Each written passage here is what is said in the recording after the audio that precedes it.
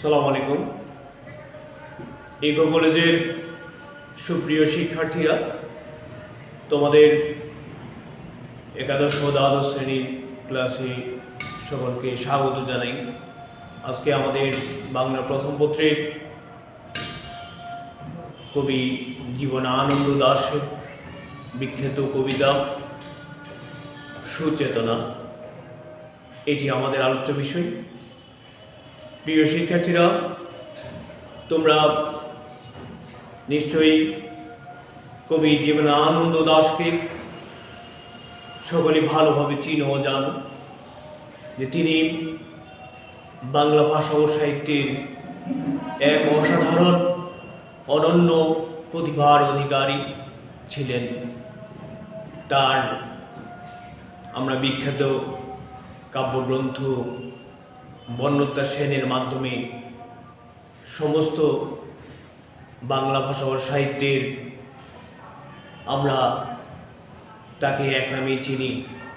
তিনি রূপসী বাংলার কবি, তিনি আমাদের নির্জনতার কবি। তাকে এই যে নৈসর্গিক কবি হিসাবে আখ্যায়িত করেছেন বিভিন্ন জনে, বিভিন্ন প্রাজ্ঞ, কথা সাহিত্যিক, ভাষাবিদ, ঔপন্যাসিক। তার প্রতিভার আসলে বহুমাত্রিকতা যুক্ত হয়েছে। তিনি একাধারে যেমন লেখক, তেমনি প্রাবন্ধিক, ঔপন্যাসিক এবং সর্বোপরি তিনি একজন কবি। কেমন কবি, আমরা তার পরিচয় সামান্য অংশেও আলোচনা করতেই হয়। যেমন তার আসলে বংশানুক্রমে বা বংশ পরম্পরায় তার মেধায়, লেখনীতে এবং মননে ছিল রক্তের কবির বন্ধন। আমরা জানি যে এমন একটি মধ্যযুগের থেকে আধুনিক যুগের একটি বিখ্যাত কবিতা, আমাদের দেশে হবে সেই ছেলে কবে, কথাই না বড় হয়ে কাজে বড় হবে। মুখে হাসি, মুখে বল, তেজে ভরা মন, মানুষ হতেই হবে বন। তো এই কবিতা আসলে কে না জানি আমরা। গ্রাম বাংলার সমস্ত বাঙালি আমরা মনে হয় এই কবিতা মুখে মুখে ছড়িয়ে ছিটিয়ে সকলের মুখে শুনতে পাই। এই কবিতার কবি আসলে জীবনানন্দ দাশের মহিয়সী মা, এক আসলে এরকমই মায়ের যোগ্য সন্তান, যোগ্য কবি, কবির সন্তান কবি জীবনানন্দ দাশ। কুসুম কুমারী দাশ সেকালে অত্যন্ত জনপ্রিয় এবং পাঠক সমাজে মুসলিম নারী জাগরণে তার নাম স্মরণ করতেই হয়। যে তার সে সময়ে যে মুসলিম নারী জাগরণের যখন সূত্রপাতই ভালোভাবে ঘটে নাই, সে সময়ে কুসুম কুমারী দাশ একজন স্বভাবজাত মহিলা কবি কিভাবে হলেন।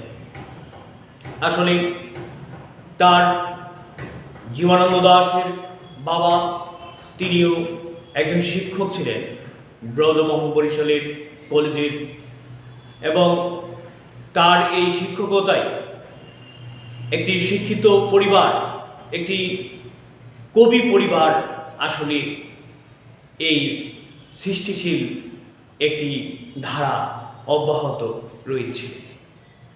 এই যে আমরা জানি যে কবি জীবনানন্দ দাশ, আমরা তাকে আমাদের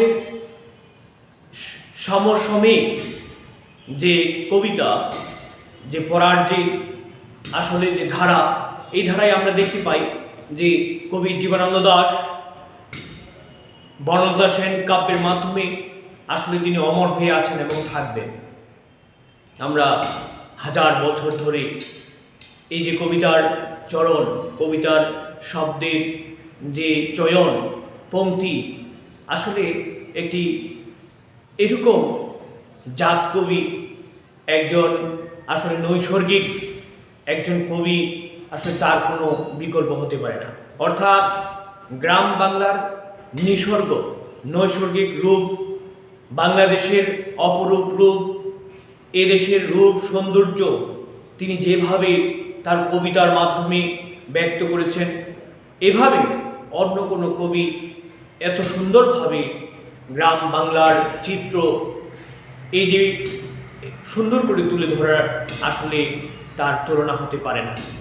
এছাড়াও আমরা এই কবিতার যে মূল বিষয়, সুচেতনা কবিতা, তার আগে আরেকটু দু একটি কথা বলছি যে আমরা জানি যে আমাদের বাংলাদেশের জাতীয় কবি কাজী নজরুল ইসলাম, তার জন্মসালে এই একজন রূপসী বাংলার কবি, তিনি জন্মগ্রহণ করেছিলেন।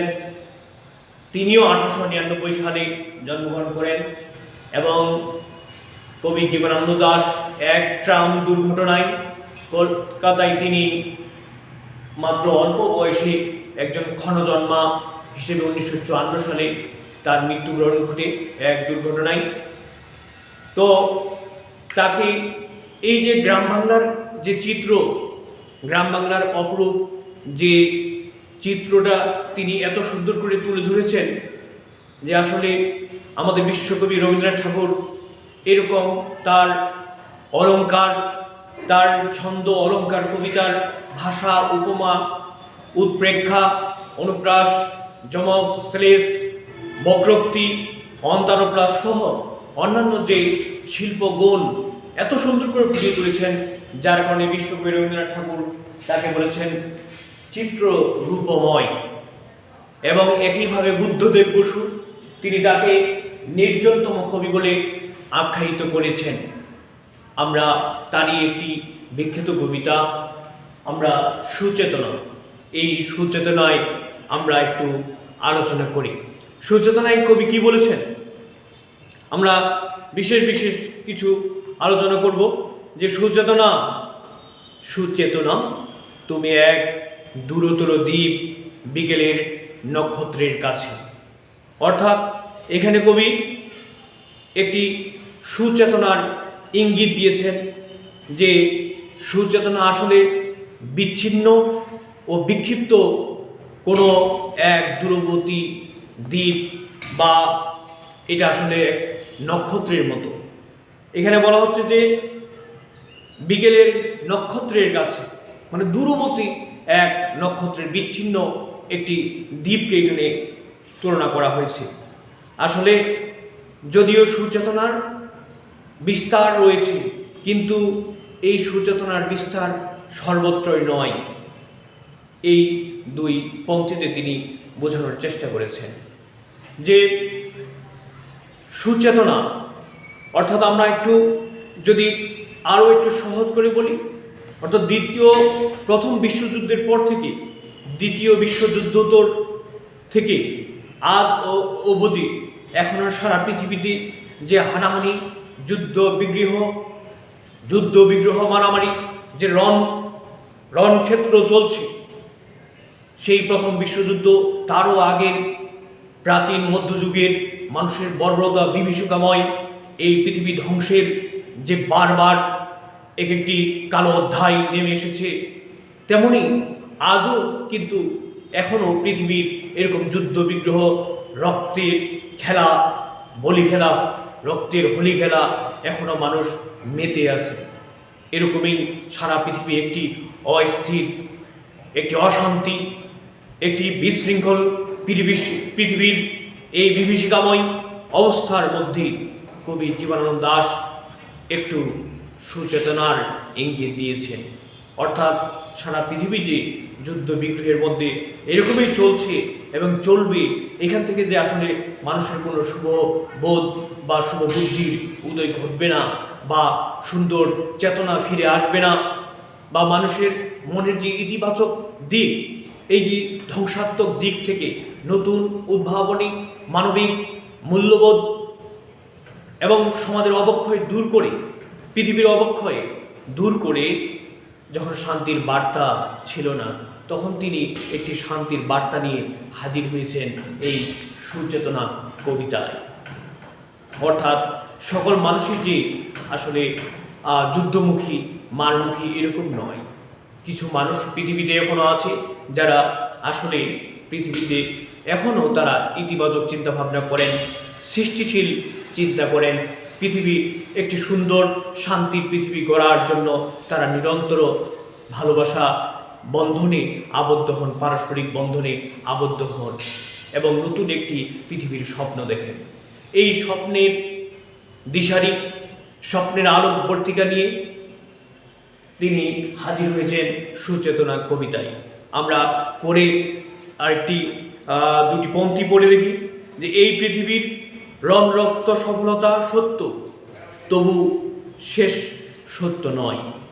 অর্থাৎ পৃথিবীর সভ্যতায় যে আজকে মানুষ যে এই যুদ্ধ বিগ্রহের যে পাল্লা নিয়ে হাজির হয়েছে, অর্থাৎ হিংসা, বিদ্বেষ, রক্তপাত, হানাহানি, মারামারি, খুন, এই সব কিছুই মানুষ যে মেতে উঠেছে, এখানে যে শেষ আসলে এটা কিন্তু সত্য নয়। অর্থাৎ ধ্বংসের এই সব ধ্বংসাত্মক কর্মকাণ্ডের কবি উৎকণ্ঠিত হয়েছেন, কিন্তু তিনি বলছেন আবার যে তবু শেষ সত্য নয়। অর্থাৎ ভালোবাসা এবং ঐক্য দিয়ে এবং ভালোবাসার এই দৃঢ় বন্ধনের মাধ্যমেই সভ্যতার অগ্রগতি করা যায়, এটাই তার মূল সুর কবিতা। এরপরের পংক্তিতে বলছেন, পৃথিবীর মানুষকে মানুষের মতো ভালোবাসা দিতে গিয়ে তবু দেখেছি আমারই হাতে হয়তো নিহত ভাই, বোন, বন্ধু, পরিজন পড়ে আছে। অর্থাৎ পৃথিবীতে টিকে থাকতে গেলে এবং পৃথিবীর এই অশুভ শক্তিকে সরে শুভ শক্তির, সুচেতনার, শুভবোধের উদয় করতে গেলে পরিস্থিতি এবং ক্ষেত্র বিশেষে তখন শুভ শক্তি অশুভ শক্তির সাথে সংঘর্ষ হয়। এই সংঘর্ষের ফলে কিন্তু এখানেও তো যুদ্ধ চলে আসে, যুদ্ধের দামামা এখানেও বেজে ওঠে। তাই তিনি বলছেন যে এই যুদ্ধে যে আমরা জড়িয়ে পড়ছি, আমরা যে অশুভ শক্তিকে বিনাশ করছি, অশুভ শক্তিকে উৎখাত করে নতুন শুভ শক্তির উদয় ঘটাচ্ছি, যারা আমার প্রতিপক্ষ ওরাও কিন্তু আমার ভাই, বোন, আত্মীয় স্বজন, এই অশুভ শক্তির মধ্যে যারা আছেন। তাই তিনি এই কথাটি বলেছেন তার এই 4 পংক্তিতে। এরপরে তিনি বলছেন, পৃথিবীর গভীরতর অসুখ এখন মানুষ তবু ঋণী পৃথিবীর কাছে। পৃথিবীর গভীর থেকে গভীরতর আজকে পৃথিবীর এইসব যুদ্ধ বিগ্রহ, এই হাঙ্গামা, এই অশান্তি, মনে হচ্ছে যুদ্ধটা একটা সারা পৃথিবীতে ব্যাধি হয়ে গেছে।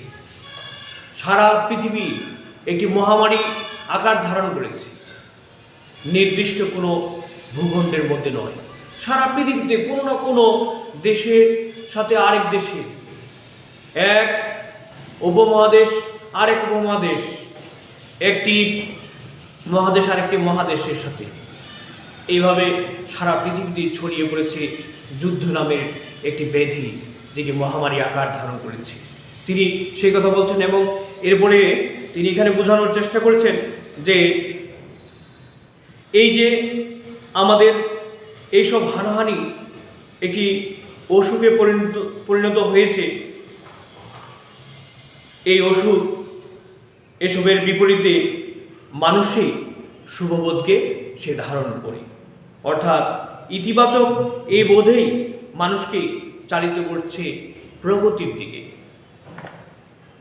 প্রগতির দিকে মানুষকে আবার এই যুদ্ধের এই হাহাকার, এই হতাশার মধ্যেও তাকে ইতিবাচক সামনের দিকে, শুভবুদ্ধির দিকে টেনে নিয়ে যাচ্ছে।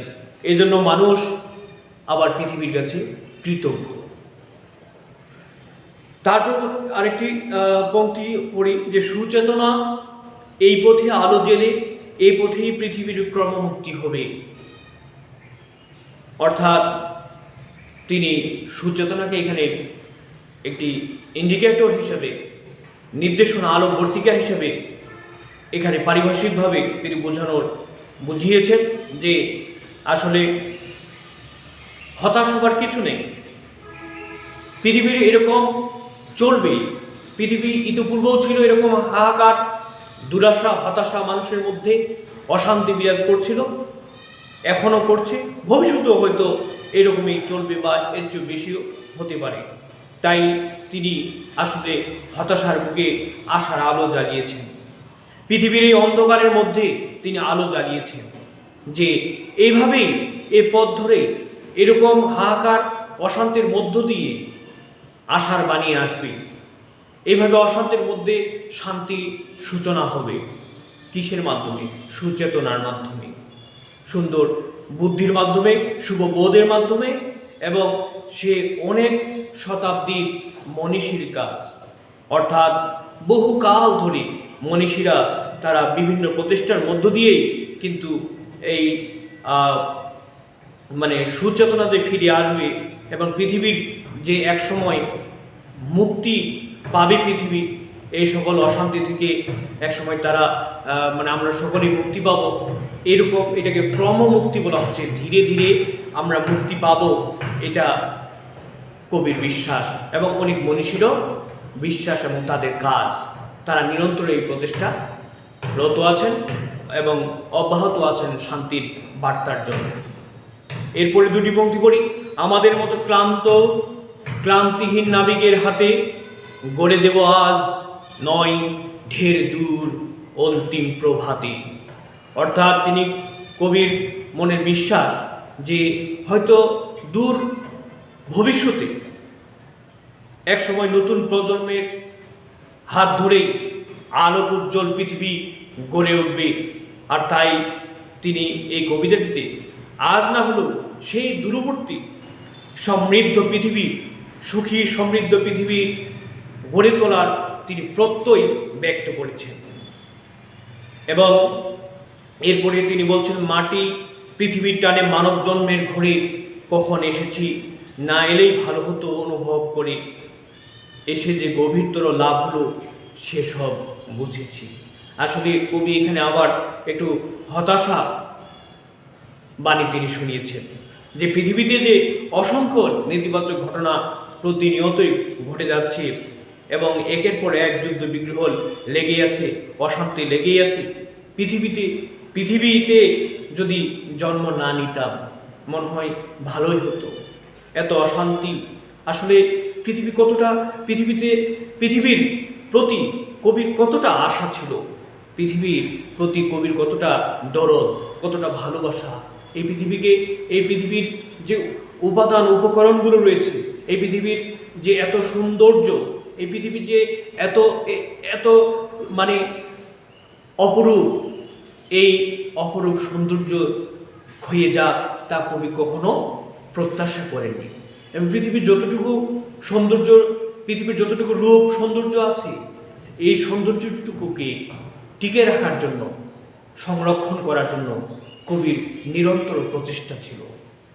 তাই কবি সেই পৃথিবীর রূপকে কেন্দ্র করে এই বাংলার রূপ তিনি বারে বারে আমাদের অপরূপ সৌন্দর্যকে পৃথিবীর কাছে তিনি তুলে ধরেছেন। অর্থাৎ ওই যে আমরা বাংলার মুখ দেখিয়াছি আমি, তাই পৃথিবীর যে খুঁজতে যায় না।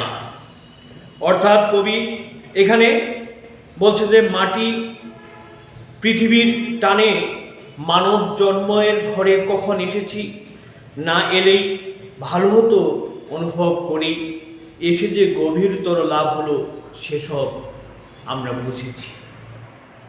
এরপরে আবার দেখেছি যা হলো হবে, মানুষের যা হবার নয়, শাশ্বত রাত্রির বুকে সকলই অনন্ত সূর্যোদয়। অর্থাৎ কবি এখানে বোঝাচ্ছেন যে আমরা যা হবার তা তো হয়ে গেছে এবং যা হওয়া উচিত নয় তা সব কিছু তো প্রত্যক্ষ করেছি, কিন্তু তিনি আসলে জানেন যে এই বিরাজমান এই অন্ধকার, এই হাহাকার, হতাশা, অশান্তি, যুদ্ধ বিগ্রহ, রক্তপাত, হানাহানি, খুনাখুনি সব কিছু একদিন শেষ হবে। এক সময় এই সকল পৃথিবীর জরাজীর্ণতা, এই সকল অন্ধকার এক সময় সব কিছু ফুরিয়ে যাবে, মুক্তি পাবে পৃথিবী এই সকল জঞ্জাল থেকে। এক্ষেত্রে কিভাবে মুক্তি পাবে? সুচেতনার মাধ্যমে, শুভবোধের মাধ্যমে।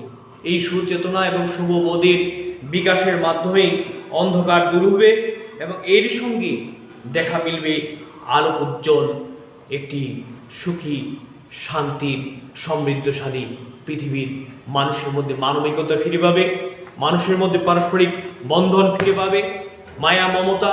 আজকে বিশ্বায়ন হয়েছে, গ্লোবালাইজেশন, বিশ্বগ্রামে পরিণত হবে সুখী সমৃদ্ধশালী একটি পৃথিবী, একটি সুখী সমৃদ্ধশালী ও এই গ্রামীণ একটি সুখী পৃথিবী গড়ে উঠুক, এই প্রত্যাশায় সকলকে ধন্যবাদ।